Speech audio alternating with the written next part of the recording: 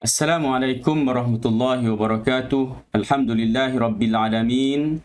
Wassalatu wassalamu ala asyrafil anbiya'i wal mursalin wa ala alihi wa sahbihi wa man da'a bida'watihi ila yaumiddin, amma ba'd.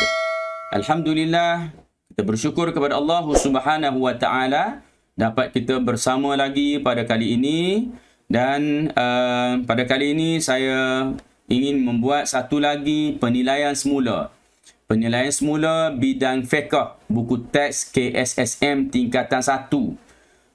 Pelajaran 18, 21 dan 23. Dalam erti kata yang lain, dalam bidang fiqh. Dalam bidang fiqh atau bahagian ibadat ni. Di bawah tajuk bersuci asas kebersihan. Yang keduanya wuduk dan syarat kesempurnaannya. Yang ketiganya adalah solat mercu kejayaan. Jadi, kita mari sama-sama kita tengok terlebih dahulu. Sebagaimana siri yang lepas, saya tak nak cakap apa yang ada dalam buku teks ini salah. Kerana ia dibuat oleh orang yang cukup berkaliber. Orang yang boleh dikatakan di kalangan para ilmuwan yang hebat dan ditapis dengan tapisan yang begitu rapi. Itulah yang diceritakan oleh orang kementerian kepada saya apabila saya membuat sedikit aduan berkaitan dengan perkara ini. Namun begitu, rasa terpanggil untuk membincangkan, untuk mengetengahkan perkara ini. Jika ia kurang tepat, maka mohon pihak yang berwajib memperbetulkannya. Jika ia telah pun betul dan saya yang salah, sila buat teguran. Para asatizah sekalian boleh buat teguran pada saya. InsyaAllah saya sangat berbesar hati. Saya sangat menerima teguran tersebut kerana kerana apa yang kita buat ini memang sememangnya kita manusia tidak pernah lepas daripada kesalahan, daripada kesilapan. Baiklah, kita pergi kepada perbincangan kita, iaitu rujukan yang saya guna masih lagi kitab Al-Mu'tamad fil Fiqh Syafi'i yang disusun atau dikarang oleh Al-Ustaz Dr. Muhammad Az-Zuhaili. Muhammad Zuhaili ini adik kepada Syekh Wahbah Az-Zuhaili. Yang pertama, iaitu dalam tajuk bersuci asas kebersihan, muka surat 101. Disenaraikan di sini mengangkat hadas. Hadasnya ada dua, kecil dan besar. Ada dua, kecil dan besar. Bagi hadas kecil, mengangkat hadasnya adalah berwuduk. Hadas kecil juga mengangkat hadasnya adalah tayamum. Hadas besar mengangkat hadasnya satu tayamum. Yang keduanya adalah mandi, iaitu mandi wajib. Penilaian yang saya nak buat ialah tayamum dikira mengangkat hadas ni. Diceritakan di sini mengikut apa yang kita boleh faham. Oleh kerana dia letak tajuknya adalah mengangkat hadas, maka dikatakan bahawa tayamum adalah suatu komponen atau satu cara untuk mengangkat hadas. Okey, baik, kita lihat. Dalam kitab Al-Mu'tamad, teks Mu'tamadnya menyebut, saya nak bacakan yang bergaris ni, wala yasihu niyatu raf'il hadathil asghar. Tidak sah niat mengangkat hadas kecil, awil akbar, ataupun mengangkat hadas besar,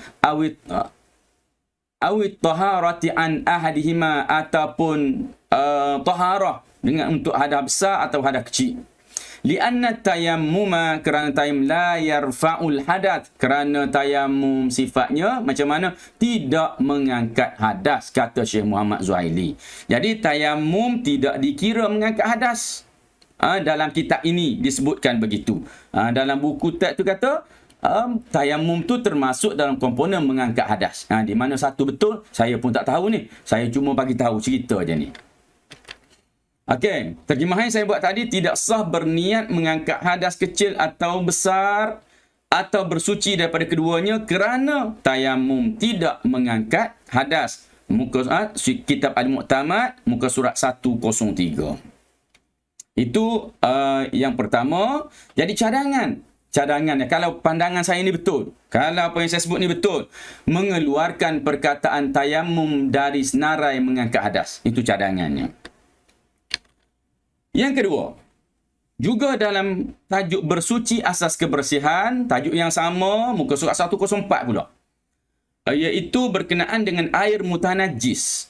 Air mutanajis, dia kata antara syarat dalam sifat air mutanajis lah, air tidak mengalir yang berubah warna, bau atau rasanya apabila dimasuki najis walaupun melebihi 2 kulah atau 2 kulah lah tu. Penilaian yang saya nak sebutlah, mensyaratkan air tidak mengalir sebagai mutanajis. Dia letakkan air tu tak mengalir. Kalau masuk najis, maka walaupun air tu lebih 2 kulah, maka air tu jadi mutanajis. Kita tengok dalam teks Mu'tamad disebutkan dengan al-halatus tsaniyah idza kana al-ma'u kathiran, apabila air itu banyak, wa waqa'a fihi najasah, dan jatuh dalamnya najis, wa lam tughayyir ahad sifatihi, dan tidak berubah salah satu daripada sifatnya, fa innahu la yanjisu wa yabqa tahiran, maka dia kekal, dia tidak dikira bernajis, wa yabqa, dan dia kekal suci. Maknanya air banyak jatuh dalamnya najis tak berubah, maka air itu dikira suci. Okey. Wa kadza idza kana al-ma'u kathiran, begitulah dalam bahagian lain pula disebutkan apabila air itu banyak, wa taghayyara ta'muhu aw launuhu aw rihu, berubah rasa dia, warna dia ataupun bau dia, fa innahu yanjisu bil ijma', maka dia jadi najis dengan secara ijma', sawaun qallat taghayyur am kathura, sama ada berubah tu sikit atau berubah banyak tak kira. Itu kalau berubah, maka ia dikira sebagai air yang telah berubah, jadilah air itu air yang mutanajis. Jadi kitab Mu'tamad muka surat 40 dan 41 ni dia sebut tiada syarat air tidak mengalir. Dia tak letakkan syarat tu air tidak mengalir. Okey. Jadi terjemahan semulalah. Keadaan kedua, saya dah terjemah tadi, apabila air banyak dan jatuh ke dalamnya najis dan tidak mengubah salah satu sifatnya, maka dia tidak dikira najis dan kekal suci. Ini muka surat 40. Muka surat 41, begitu juga apabila air itu banyak dan berubah rasanya atau baunya atau berubah rasa, bau ataupun warna. Ini dah silap saya tulis. Maka dia menjadi najis secara ijma', sama ada perubahan itu sedikit atau banyak.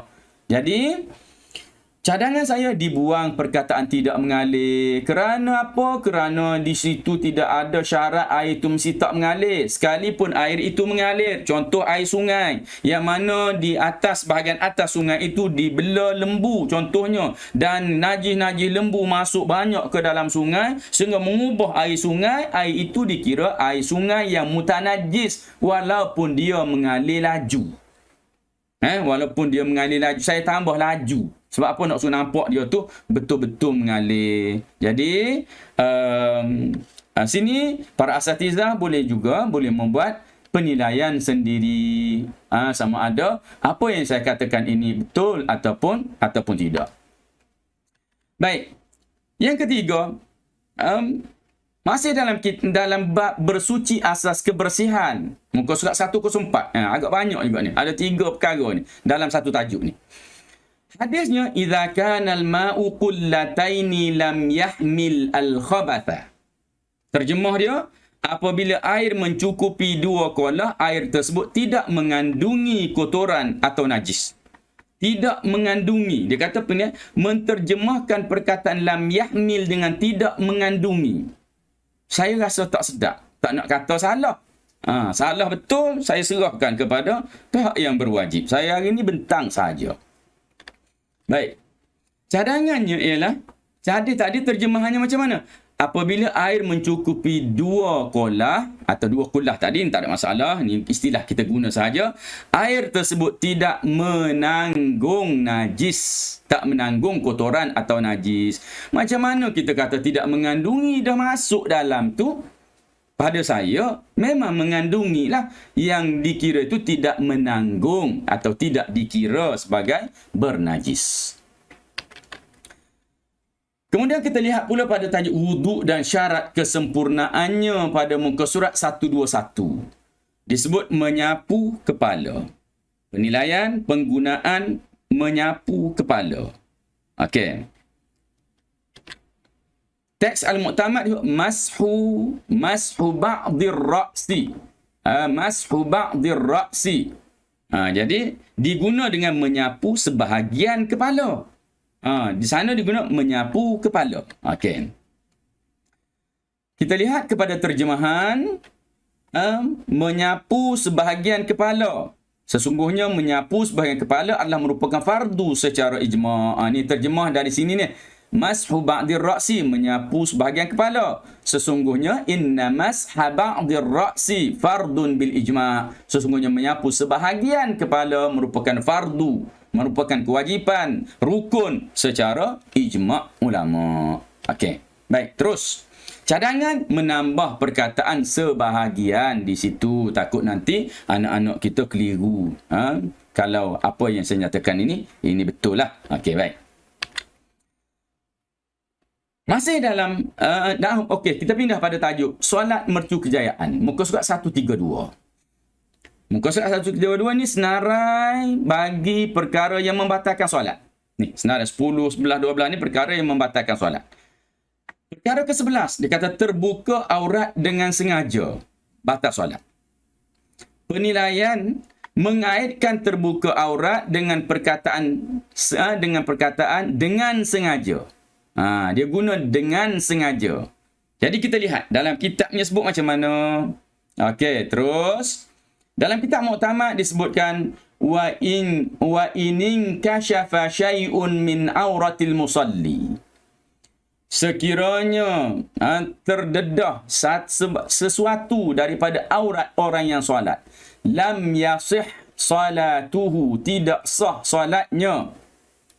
Sawaun akathural munkashifi aw qalla, sama ada yang terbuka itu adalah banyak atau sikit. Okay. Wa kana adna juz'in, dan yang terbuka tu ujung-ujung, mungkin dekat kepala lutut ke, dekat bahagian mana-mana ujung-ujung dah. Walau salla fi sutratin, kalaulah seorang itu solat dalam pakaian tutup aurat lah ni. Sutrah ni makna lain sebenarnya, tapi kena faham sini dengan makna tutup aurat. Thumma tabayyana, kemudian jelas baginya, dia tahu ba'dal faragh, selepas selesai minas salah, annahu kana fi thawbihi kharqun, sesungguhnya pada bajunya itu ada lubang. Tazharu minhul aurah, yang mana dari lubang itu nampak aurat. Wajabat i'adatus salah, wajib ulang solat itu. Jadi di sini nampak gayanya lah, dia tak sengaja tu. Dia tak sengaja. Dia tak sengaja, tapi kitab ni suruh ulang balik solat. Macam solat tu tidak sah lah. Macam solat tu batal walaupun tak sengaja. Jadi sebab tu saya nak buat penilaian tidak mengaitkan terbuka aurat dengan perkataan dengan sengaja. Tak boleh nak kaitkan begitu. Okey. Dalam terjemah ni saya terjemahkan, jika terbuka aurat orang yang solat, maka tidak sah solatnya sama ada yang terbuka itu banyak atau sedikit, dan sebahagian yang terbuka itu adalah penghujung aurat. Sekiranya dia solat dengan pakaian menutup aurat, kemudian didapati lubang pada pakaiannya itu setelah dia selesai menunaikan solat, maka wajib diulang solatnya itu. Al-Mu'tamad 208. Boleh buka dan tengok. Baik, cadangan membuang perkataan dengan sengaja. Kerana apa? Tak sengaja pun disebutkan dalam kitab tu juga boleh membatalkan solat. Cumanya kalau kena tiup angin, kita tutup cepat-cepat. Itu cerita lain. Itu menutup dengan cepat terhadap perkara yang berlaku bukan dengan kecuaian. Bukan dalam bab sengaja ataupun tidak sengaja. Ya? Okey. Dalam tajuk solat mercu kejayaan juga disebutkan dengan berselawat kepada Nabi dalam tahiyat akhir. Berselawat kepada Nabi dalam tahiyat akhir. Di sini juga disebutkan membaca doa kunut, berselawat kepada Nabi Muhammad dan keluarga Nabi, keluarga baginda ketika membaca doa kunut. Ni dua perkara ni. Jadi saya buat penilaian yang sekali, walaupun ini rukun, ini sunat, saya gabungkan sekali. Penilaian menyatakan bacaan selawat dalam tahiyat dan ketika membaca doa kunut. Dalam tahiyat dan ketika membaca doa kunut. Kita tengok. mana yang agak-agak agak kurang menyenangkan saya pada dalam bahagian ini.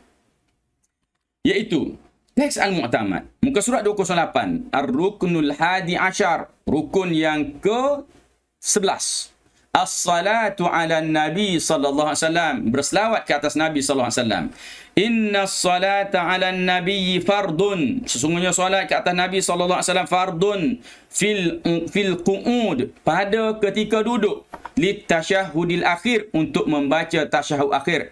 Alladhi yaqibu salam, dia nak perincikan lagi tasyahud akhir ni bila, iaitu lepas tu kita bagi salam. Wa takunu salati ala nabi sallallahu alaihi wasallam ba'da qiraati tasyahud, selepas membaca tasyahud alladhi dzakarnahu sabiqan, yang kami dah sebutkan sebelum ni. Jadi selawat dibaca selepas tahiyat, dan selawat tadi baca selepas doa kunut, bukan ketika, bukan dalam. Okey, dibaca selepas. Okey, baik. Terjemahan rukun yang pertama, rukun ke-11, berselawat kata Nabi. Sungguh berselawat kata Nabi SAW merupakan fardu dalam duduk untuk tasyahud akhir yang diikuti salam, dan adalah selawat ke atas Nabi itu selepas bacaan tasyahud yang telah pun kami sebutkan sebelum ni. Okey. Baik, sebelum kita pergi kepada penutup, mana yang tak kenanya di sini? Yang mungkin jadi tak kenanya, iaitu bila kita tidak boleh membezakan kemungkinan dengan meletakkan membaca tahiyat, membaca selawat dalam tahiyat itu menjadikan kita tidak mengenal apa itu tahiyat. Sebelum saya huraikan dengan lebih lanjut, saya nak bertanya kepada penonton sekalian, apa beza tahiyat awal dengan tahiyat akhir? Sila jawab dulu. Sementara saya lengah-lengahkan sedikit untuk para asatizah, para rakan-rakan guru sekalian, dan para penonton sekalian berfikir, apa beza tahiyat awal dengan tahiyat akhir? Jadi untuk tidak melengahkan masa, saya terus berikan jawapan, dan jawapan ini tidak lawak sebenarnya, dan saya pun tak nak buat lawak pada hari ini. Iaitu beza tahiyat awal dengan tahiyat akhir ialah tahiyat awal dibaca awal, tahiyat akhir dibaca akhir. Itu beza dia. Kerana yang namanya tahiyat ialah yang berakhir dengan asyhadu an la ilaha illallah wa asyhadu anna Muhammadar Rasulullah. Sama ada dia duduk di awal ataupun dia duduk di akhir. Sama ada dia duduk di rakaat kedua, atau dia duduk di rakaat ketiga, atau dia berada di rakaat yang keempat. Kalau kata dia duduk rakaat kedua, maka kita panggil dia tahiyat awal. Kalau dia duduk rakaat ketiga dan keempat, kita panggil dia kita panggil dia tahiyat akhir. Kenapa? Kerana duduknya di tempat akhir. Kemudian selepas itu baru kita berselawat. Menggabungkan tahiyat dengan selawat dalam bentuk begitu menjadikan anak-anak kita tidak mengenal rukun. Dan percayalah kepada saya bahawa ramai di kalangan kita pada hari ini, termasuklah para asatizah sendiri pun, yang saya dah tanya beberapa orang, mereka tidak tahu perbezaan di antara tahiyat awal dengan tahiyat akhir. Kesan daripada meletakkan tahiyat awal dengan selawat ini seolah-olah ianya merupakan satu perkara yang sama, sedangkan ianya berbeza. Jadi saya rasa setakat itulah pembentangan saya pada kali ini. Sekali lagi saya nyatakan bahawa saya tidak menyatakan bahawa ianya apa yang saya sebutkan tadi yang ada dalam buku teks tu salah, total salah, tak. Saya cuma memberikan satu pembentangan untuk saya serahkan kepada tuan-tuan para guru, para asatizah, para ilmuwan yang bertanggungjawab untuk menilai semula apakah yang telah dibuat, yang telah pun dinyatakan atau dicetak di dalam buku itu tepat untuk pendidikan anak-anak kita. Jadi aku qouli hadza wa astaghfirullahal azim li wa lakum. Wassalamualaikum warahmatullahi wabarakatuh.